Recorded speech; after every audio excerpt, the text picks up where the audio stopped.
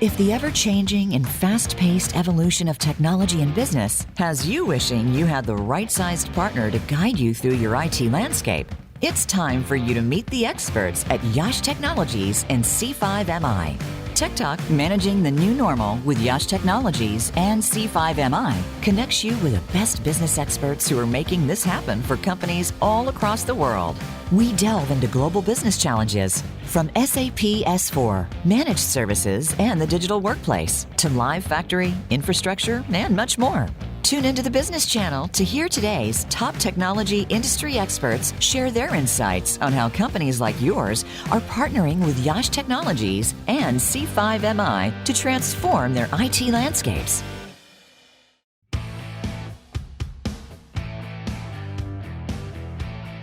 Welcome to a revolutionary hour of business technology talk. This is Tech Talk, Managing the New Normal, with YASH Technologies and C5MI.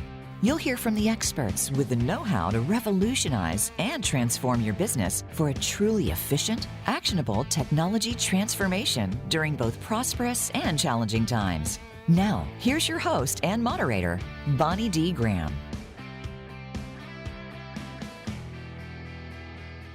Jon Hall, I'm going to put you in speaker view and let's have a little bit of a bio of who you are and, in your own words, when did you join IDT and what does IT do? IDT. Yeah, Bonnie and John, thank you so much for the introduction. It's humbling in a way. Yeah, my name is Jon Hall. I'm the CIO over at Integrated DNA Technologies, IDT for short. We certainly like our acronyms as well.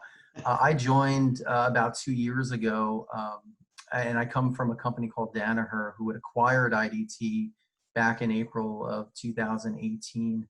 And coming out of Danaher, my expertise was ERP.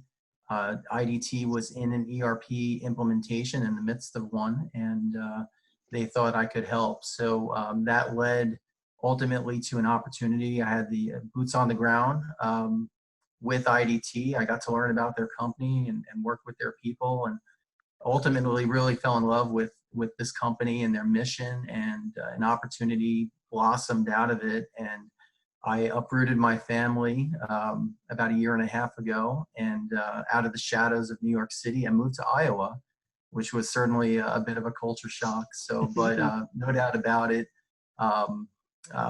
was probably one of the best moves that my family and I have made so far. So it's been a wonderful experience, and certainly in the short term, an important mission as well. My career has been focused predominantly in ERP. I've been in the SAP space for over 20 years. I had my sleeves rolled up on version, I think 2.2F at the time, doing ABAP development, and that moved into various module and configuration ownerships. I started managing projects and different things of all different sizes, and yeah, ultimately just had a really nice progressive career, which has led me to this moment, and very thankful. It was great to, I think, go through what a lot of folks would consider the golden age of ERP in the 90s and the high growth there.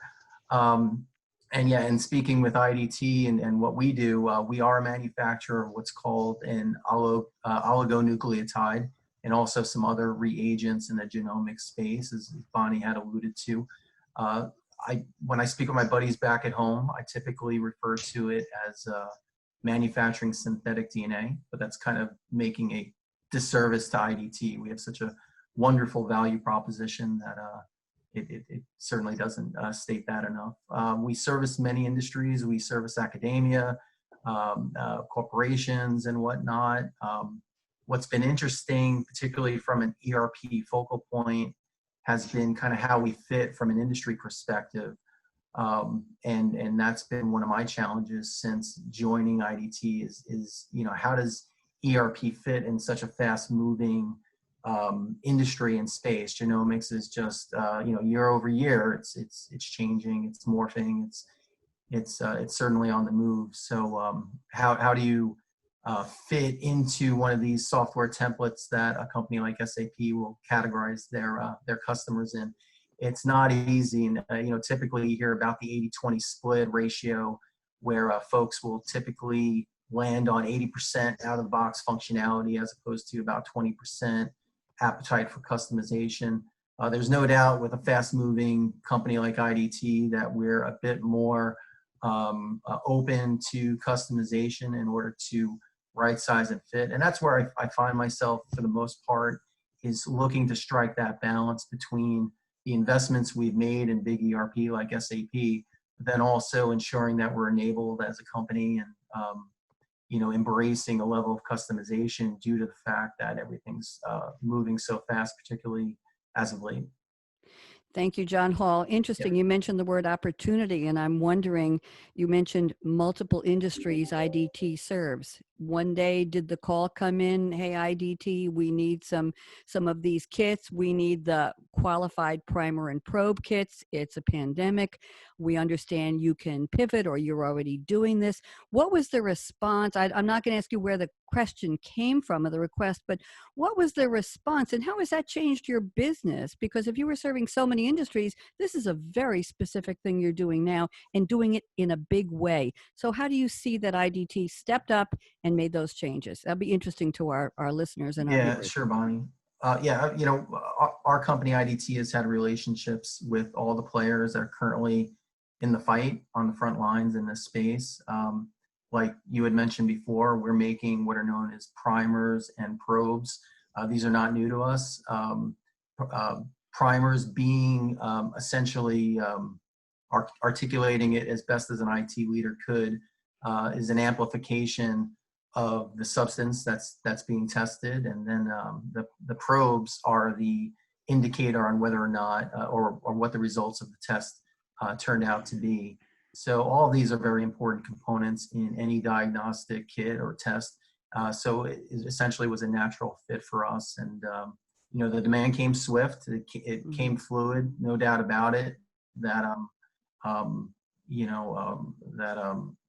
I'm sure just like everyone else on the line out there or listening may be aware, it seemed like things were changing day in, day out, week after week. What's been nice is that, IDT is used to that level of kind of service and not only customizations in their ERP system, but also a level of customization in the products that they offer as well. So certainly some pivoting in standard work to be able to meet the flood of demand, but certainly nothing new to the mission that IDT's been on for years. Interesting, John. Very often young companies talk about being able to scale. We want to do what we do on a bigger basis. We want to have more production. We want to have a bigger staff. We want to have a bigger global footprint, if you will.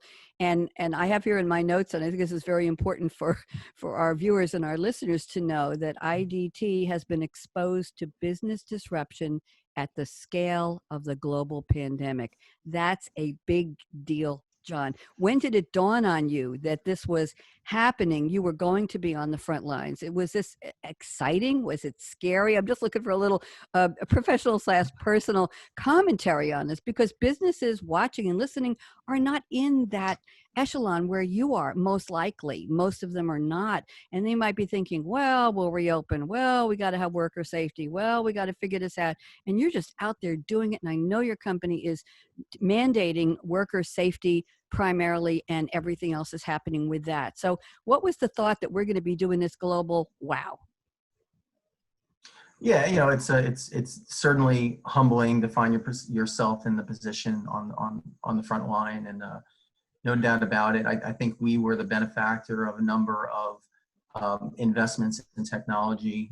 We certainly had our collaboration tools up and ready to go in order to pivot as a company working, just like I'm sure many other companies on the line are, in a remote situation. It's also, I think, been a large part about risk aversion, right? So from our seats in IT, from our vantage point, making sure that as standard work in these situations evolve and processes begin being refined in order to meet this level of demand, that that we as an IT organization also don't do anything to kind of trip that up. So certainly there's been a focus on the concept of risk aversion, making sure that we measure everything that we're going to be putting into production, ensuring that the regression test has taken place, that critical thought has been applied, and that we are doing the right thing, that the things that are necessary, particularly in those first real critical weeks when things, to your point, really started ramping up, keeping that critical eye and making sure that we were doing the right thing and really balancing risk versus reward. So yeah, certainly I don't think we're doing anything that isn't on the top of mind of any other IT organization.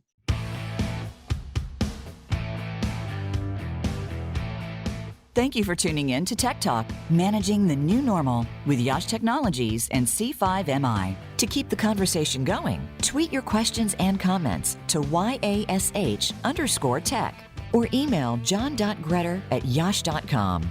That's john.gretter@yash.com. We look forward to hearing from you.